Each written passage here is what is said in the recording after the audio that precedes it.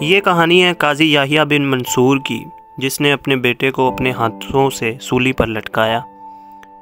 اس کی شروعات اندلس کے ایک شہر غرناطہ میں قاضی یحییٰ بن منصور کے مکان کے ایک ایوان میں صبح صبح حلاوہ نامی ایک خاتون افسردگی کے حالت میں بینچ پر بیٹھی ہوئی تھی۔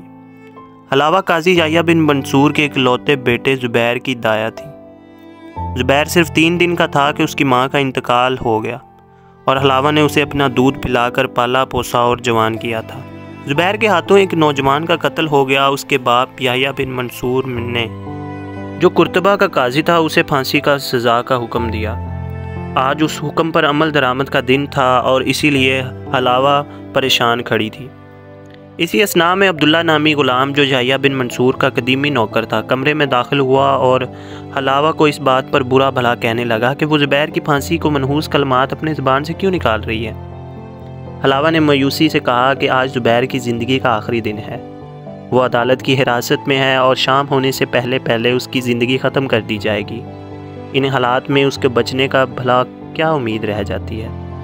عبداللہ، جو کہ نوکر تھا، اس نے جوش میں آ کر زبیر کے زندہ رہے گا اور اللہ کے فضل سے تجھے اور مجھے اپنے ہاتھوں سے قبر میں اتارے گا، یہ کلمات زبیر نے اپنی زبان سے ادا کیے۔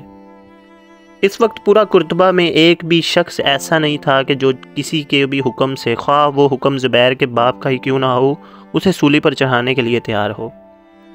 لوگوں نے پورے شہر کی ناکہ بندی کر رکھی تھی اور شہر میں داخل ہونے والے ہر شخص سے حلف لیا جائے گا کہ اسے زبیر کے خون بہانے سے کوئی سروکار نہ ہوگا۔ آج کسی بھی صورت میں قاضی کا حکم کی تکمیل نہیں ہونے جائے گی۔ حلاوہ نے کہا کہ میں اپنی چشم تصور میں سولی پر لٹکتا ہوا زبیر کی لاش کو دیکھ چکی ہوں۔ اگر اس بات نے حقیقت کا روپ نہ دھارنا ہوتا تو کبھی بھی یہ میری زبان سے نہ نکلتے لفظ۔ عبداللہ نے کہا کہ زبیر کی پھانسی کی سزا حکم سنانا غلط ہے، کیونکہ اس نے یہ خون اپنی محبت اور اپنی غیرت کی خاطر کیا ہے۔ مقتول کو زبیر کی محبوبہ سے محبت تھی اور یہ بات زبیر کو برداشت سے باہر تھی کہ کوئی غیر اس کی محبت میں کود پڑے۔ حلاوہ نے کہا کہ اب اس بحث میں پڑنے کا کیا فائدہ، مقتول کا قتل جائز تھا یا ناجائز؟ اصل بات یہ ہے کہ زبیر نے خون کیا ہے اور اس کی سزا کے طور پر آج اسے پھانسی پر لٹکا دیا جائے گا۔ عبداللہ نے کھڑکی میں سے چوک کا منظر حلاوہ کو دکھاتے ہوئے کہا کہ سولی کے ارد گرد لوگوں کا ہجوم اس لیے نہیں ہے کہ وہ تماشا دیکھنے کے لیے کھڑے ہیں، بلکہ یہ سب لوگ اس لیے جمع ہیں کہ زبیر کو کسی بھی صورت میں پھانسی پر لٹکتا ہوا نہیں دیکھیں گے۔ اسی دوران میں قاضی یحییٰ بن منصور وہاں آ گئے اور آتے ہی پوچھا کہ شہر میں زبیر کی پھانسی کا اعلان کیوں نہیں ہو رہا، اور اس وقت شہر میں ایک بھی شخص ان کے حکم کی تکمیل کے لیے تیار نہیں ہے۔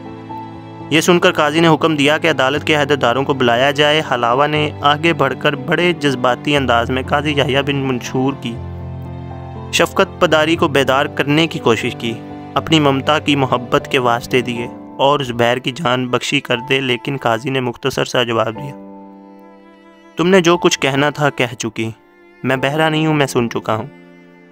عدالت کے چاروں عہدیدار آ گئے۔ قاضی نے انہیں قانون پر عمل درآمد کرنے کا حکم دیا، لیکن چاروں کی ایک ہی جواب تھا، ہم زبیر کو قصوروار نہیں سمجھتے، اس لیے اپنے ہاتھوں سے اسے پھانسی پر نہیں لٹکا سکتے۔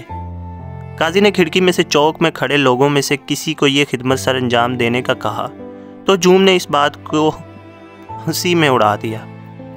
قاضی تھوڑی دیر خاموش کھڑا رہا، پھر اس نے عدالت کے ایک عہدیدار کو چابیاں دے کر حکم دیا کہ مجرم کو جیل کی کوٹڑی سے سولی کے چبوترے پر پہنچایا جائے۔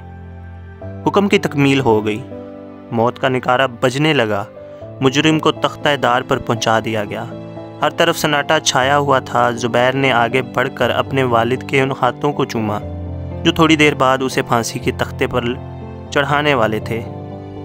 یکایک موت کا نکارہ بند ہو گیا اور ہر طرف رونے اور چیخنے چلانے کی دل داویز آوازیں آنے لگیں۔ قاضی نے اپنے بیٹے کو اپنے ہاتھوں سے تختہ دار پر لٹکا دیا۔ قاضی یحییٰ بن منصور بڑے تھکے ہوئے الفاظ میں اپنی قوت ارادی کو مجتمع کر کے لڑکھڑاتا ہوا اپنے مکان میں داخل ہوا۔ بڑی مشکل سے اوپر والے حصے میں پہنچا اور ایک کمرے میں داخل ہو کر اپنے آپ کو ہمیشہ کے لیے اس میں منفصل کر لیا اور کبھی باہر لوٹ کر نہ آیا۔